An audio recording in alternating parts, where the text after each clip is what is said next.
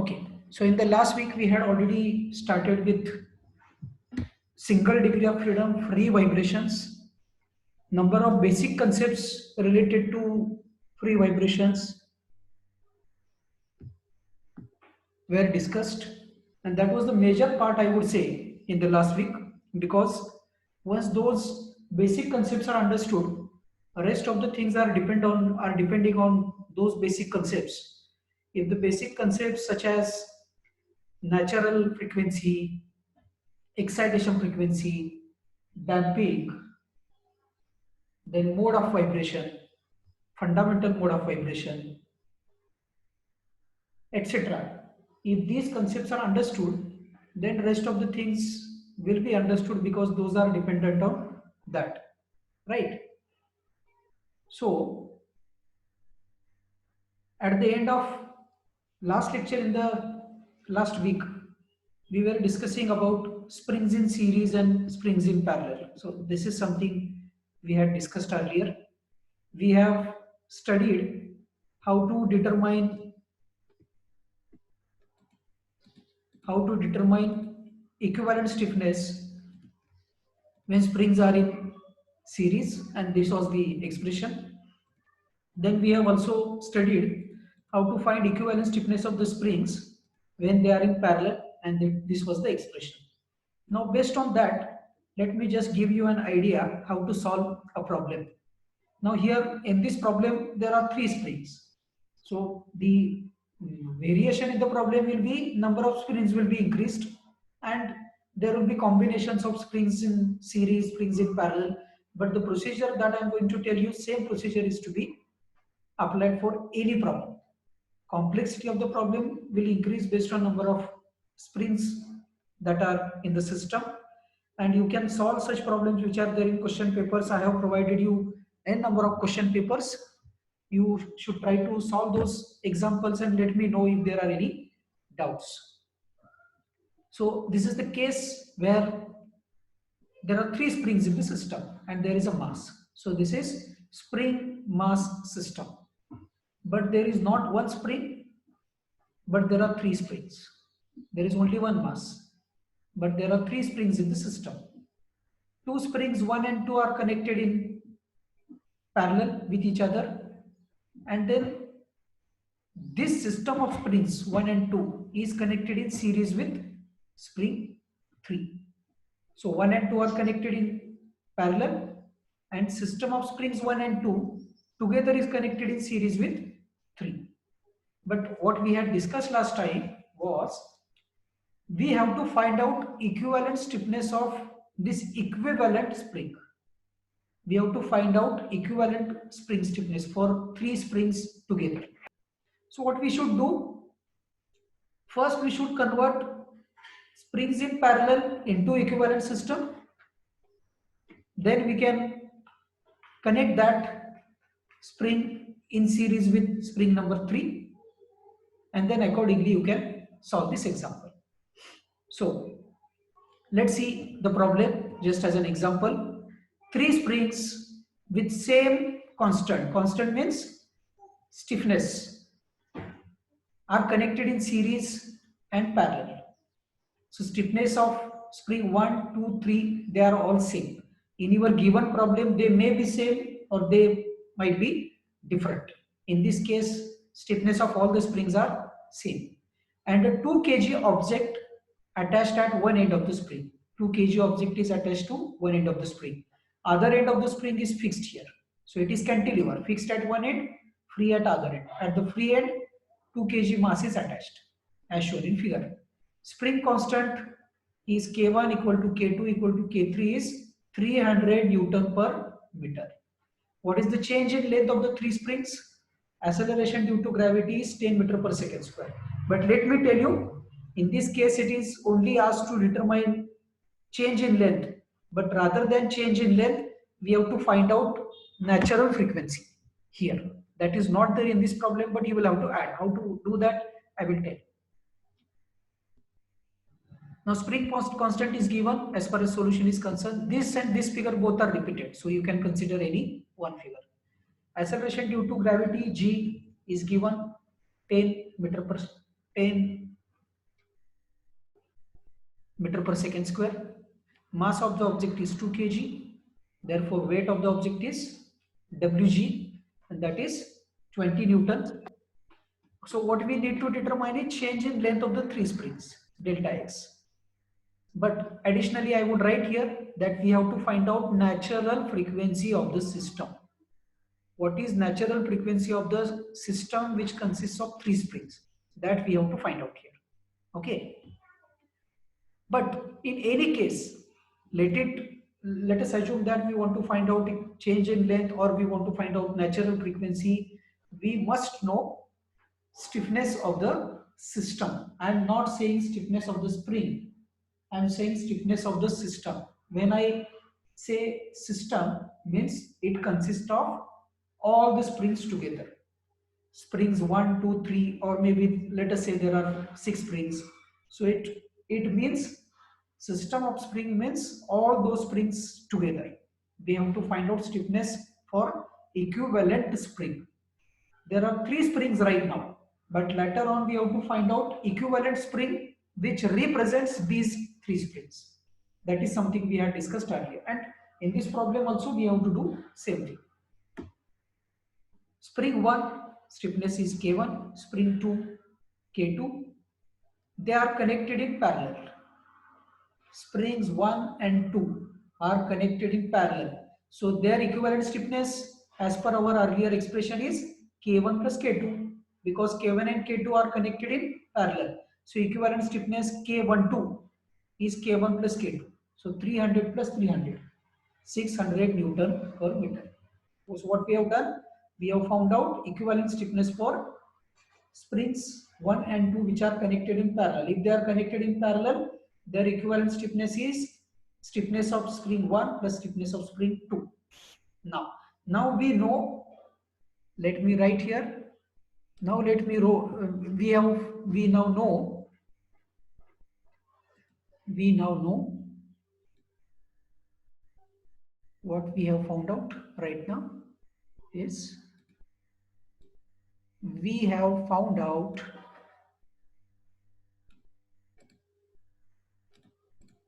let me write here. We have found out K12.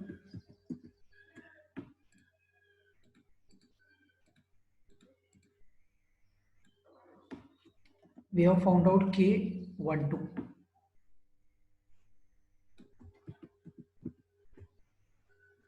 Let me just write here.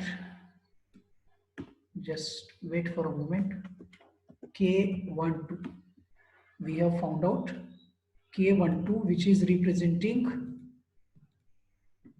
springs 1 and 2. So which is K12? K12 is representing these two springs connected in parallel. So let us show it like this so that you will understand.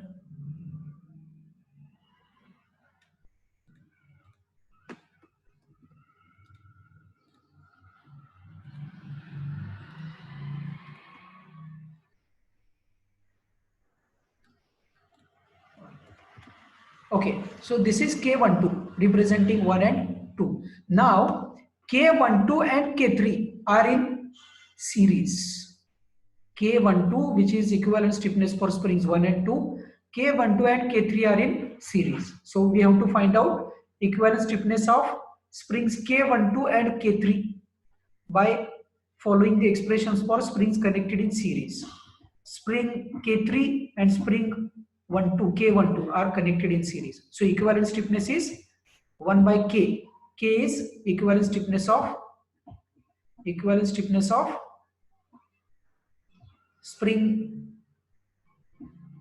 connected in series, that is K12 and K3. So 1 by K is equal to 1 by K3 plus 1 by K12. That is equal to 1 by 300 plus 1 by 600 is equal to 2 by 600 plus 1 by 600 is equal to 3 by 600. So you get equivalent stiffness of springs connected in series K12 and K3 equal to 1 by K is equal to 3 by 600. So K is equal to 600 by 3. 600 by 3. It is equal to 200 Newton per meter. Right? Now use this K and you can find out. Let me just.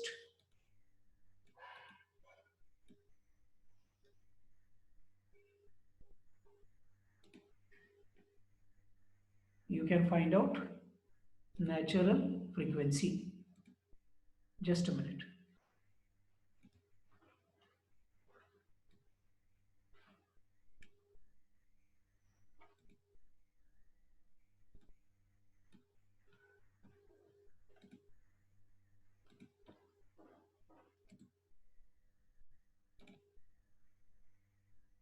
So use this expression which I have shown you in this on the screen. Use this expression. Use this K value here. K is equivalent stiffness of the spring and mass is 2 kg. Natural frequency of this entire system is equal to 1 by 2 pi under root K divided by M, where K is equivalent stiffness of the system that we have obtained as 200 Newton per meter and mass is 2 kg. Under root K, that is 200 Newton per meter divided by mass M as 2 kg into 1 by 2 pi. You will get natural frequency in hertz. I want you to determine natural frequency in hertz and put your answers in chat box. Please do it fast. I want you to determine natural frequency in hertz equal to 1 by 2 pi under root 1 by 2 pi into under root K by M, where K is equivalent stiffness of the system, that is 200 Newton per meter. M is 2 kg. Under root K by M into 1 by 2 pi. You will get natural frequency in hertz. Find out this and put your answers in chat box. Prajwal 195-1008. Your attendance will not be marked for today's lecture because it was told that you are not supposed to write your number in the chat box. So your attendance will not be marked for today's lecture. It was very clearly communicated to you. I will mark your attendance. Don't put it in the chat box. Prajwal, I think you are in very much hurry for your attendance. Calculate it and write down your answer in the chat box. Let me know what is natural frequency in hertz. Hitesh also. Right. Hitesh, roll number 28. You also are in hurry to write your number in the chat box, which is not allowed for attendance. Rohan Taure has written his answer as 0.50 hertz. Is it correct? I think it is not correct. Calculate natural frequency in hertz and put your answer in the chat box. This is my question. Instead of putting your roll numbers in the chat box, put your answers for those who are writing their numbers in the chat box. Their attendance will not be marked for today's session. So everyone can write. I am going to take a snapshot of the participant list and that is how your attendance will be marked. Those who will write their number in the chat box, their attendance will not be marked today. आतापर्यंत कुणी कुणी लिहिलेत बघा. 28 number Hitesh, 1008 Prajwal, Uday Patil 1056.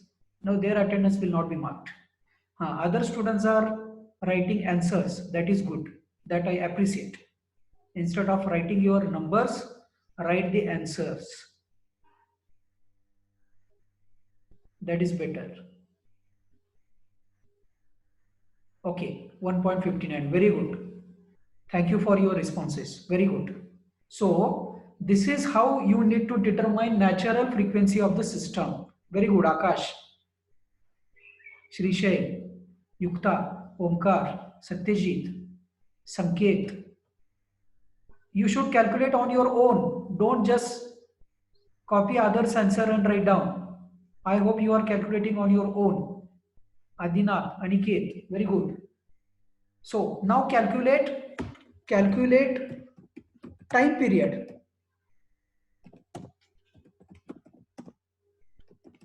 for the system and put your answer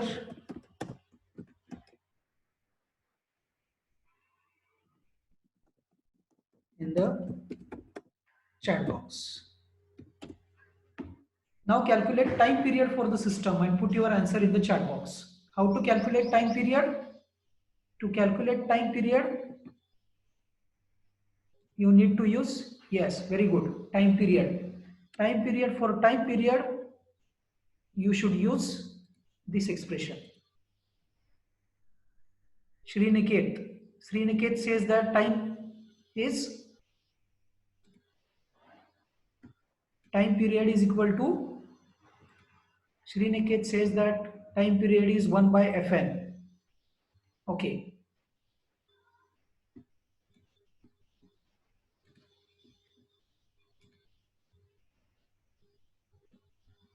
Very good, Sriniket.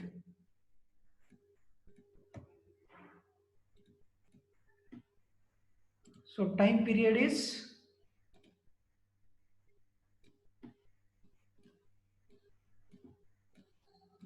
calculate time period using this expression. Time period is equal to 2 pi into under root m by k, or it is equal to 1 by Fn. Everyone, Sriniket has calculated it. His formula is correct. 1 by Fn, or time period Tp is equal to 2 pi into under root m by k. Time period. It is 1 by natural frequency or 2 pi into under root m by k. So, very good. Others are also writing their answers. Very good. So, what I would like to convey you is, you can solve any problem based on springs in series and springs in parallel. Due to shortage of time, we are not going to solve a number of examples here during online lectures. But same procedure is to be followed for solving n number of examples. You should try to solve n number of examples and let me know if there are any difficulties. You always can write on our WhatsApp group. Write with your queries, doubts, questions. But for that, you should try to solve examples so that you will face some difficulties, questions. And then when you will see number of other examples, you will see that number of springs will be more, and that is how the problem will vary, right? Okay, so that is good. That is how we have solved one example based on springs in series and springs in parallel. It is combination of springs in series and parallel. Two springs are in parallel and system of two springs in parallel is in series with third spring. So likewise, you will have 4 springs, 5 springs, 6 springs, 7 springs. You can solve any example if same methodology is applied, right? I think we should move ahead now. We should move ahead. There are last 10 minutes from first session, after which we are going to start with another session. Okay. So let me just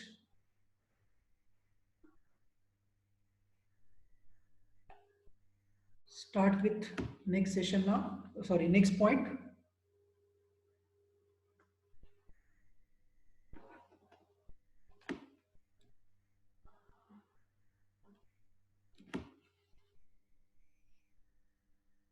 We will start with damping now.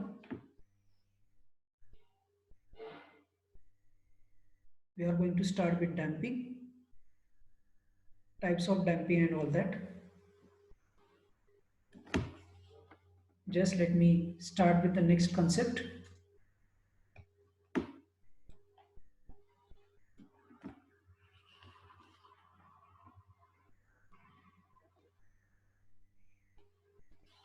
We start with it.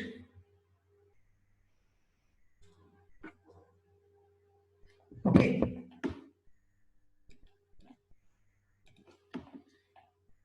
So types of damping, because now we are going to start with free damped vibrations. We were discussing about free undamped vibrations where damping element was not present. But now we are going to start with free. Now we are going to start with free damped vibrations. So let us try to understand what is damping. Damping is resistance to vibrations, and let us also try to understand different types of damping, how damping is achieved. Basically, damping is resistance to vibration, and since damping is provided, amplitude of vibration is reduced. So it means if you want to reduce the vibrations, you can use damping. But when I say you can use damping, next obvious question from your side is how to use the damping, how to provide resistance to vibration, and what are the ways in which damping can be provided. That can be your question. So answer is here. There are following types of damping: viscous damping, which depends on fluid properties or viscosity of the fluid; dry friction or Coulomb damping, where it depends on friction between the two surfaces; solid or structural damping or material damping, or it is also called as hysteresis damping, which depends on material property and intermolecular friction; and fourth, slip or interfacial damping. It is the damping achieved due to microscopic slip on interfaces of machine parts in contact under fluctuating loads. So there are four different types of damping: viscous damping, dry friction or Coulomb damping, solid or structural or hysteresis or material damping, and fourth is slip or interfacial damping. Let us spend some time to understand these different types of damping.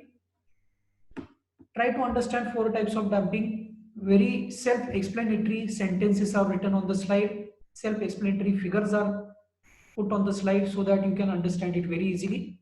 Viscous damping, amount of damping resistance, amount of damping resistance, amount of damping resistance depend on relative velocity and other damping parameters. The force velocity relationship is linear. It is force equal to C into V, where F is damping force, C is damping coefficient or damping constant, and V is relative velocity. Now, which velocity it is? In this kind of damping, it is like a cylinder piston arrangement, in which here is that piston, this is piston rod. Inside the cylinder there is a fluid, and depending upon fluid properties, the movement of piston rod depends based on fluid properties or viscosity of the fluid. So what is the damping coefficient of the fluid which is acting as the damping fluid? What is the velocity, relative velocity? Based on these two values, damping force depends. So it means that damping force is function of relative velocity. If relative velocity is high, then damping force also will be high. Damping coefficient will be having a constant value, that is not going to change, but velocity is going to change. You can see the expressions and you can find out unit. Velocity, as you know, is meter per second. Force is Newton. Force in Newton, velocity in meter per second. So damping coefficient C is Newton second per meter. That is how damping coefficient can be determined. Or you can see damping coefficient C is equal to force divided by velocity. Force is Newton, velocity V is meter per second. So Newton by meter per second or Newton second per meter. That is the unit for damping coefficient. Force per unit velocity. You can define damping coefficient over here. Force per unit velocity. Newton per meter per second or Newton second per meter. Second वरती. So it depends on viscosity of the fluid, but force and velocity relationships are linear. So this is linear type of damping. You can see here, this is the piston, this is piston rod, and this is cylinder. So this is cylinder, this is piston rod. Therefore damper is always shown in this way. असा का दाखवतात damper? तर हा cylinder, हा piston rod, right? Dry friction or Coulomb damping. It occurs when two dry machine parts rub against each other. The damping resistance is constant and is independent of rubbing velocity. Damping resistance is not varying like viscous damping. It is constant and it is independent of rubbing velocity. Right? F is equal to mu RL. I just would like to tell you that when we will start our new session, you can log in with your you can log in with our regular ID and password that is known to you. Regular ID and password is known to you. With that, you need to log in for today's second session of this lecture. Okay. कारण या सेशनचा ID आणि password मी बदललेला आहे. याच्यानंतर आपण नवीन meeting सुरू करू. For that you can use regular ID and password which we had used a number of times. So dry friction or Coulomb damping, it occurs when two dry machine parts rub against each other. Damping resistance is constant and is not changing with rubbing velocity. Force of friction is, as you know, is mu into Rn. Where what is mu? Mu is coefficient of friction into normal reaction. याचा अर्थ काय हो? जितका coefficient of friction जास्ती तितका dry friction or Coulomb damping जास्ती. Spring, mass, this is surface, and mass is rubbing on this surface. Due to friction between these two surfaces, damping will occur. Third, there are last 2 minutes. By that time, let us finish damping so that we will start with next point. Solid or structural damping, or material damping, or hysteresis damping. You can see here that for a particular material, there is a stress versus strain curve. This is stress, this is strain. So for that material, hysteresis loop is formed. Asa hysteresis loop दिसेल तुम्हाला. So area of this hysteresis loop formed on the stress strain diagram is nothing but energy that is dissipated or damping. जितका हा area जास्ती, तितका damping जास्त. Stress strain diagram shows hysteresis loop. Area of hysteresis loop indicates amount of damping. Okay, I think we should end and we should start with another meeting. There is less than 1 minute time remaining. Let's start with new meeting and then we will discuss solid damping and slip or interfacial damping. I will immediately come back with new meeting. By that time, just go through hysteresis, solid or structural or material damping, which indicates that it depends on material properties. It is not depending on external agency like fluid, external friction. No, it depends on material property. Okay.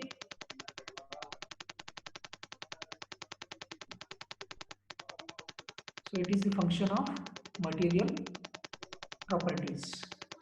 It is due to internal friction of the molecules, and due to that, in the stress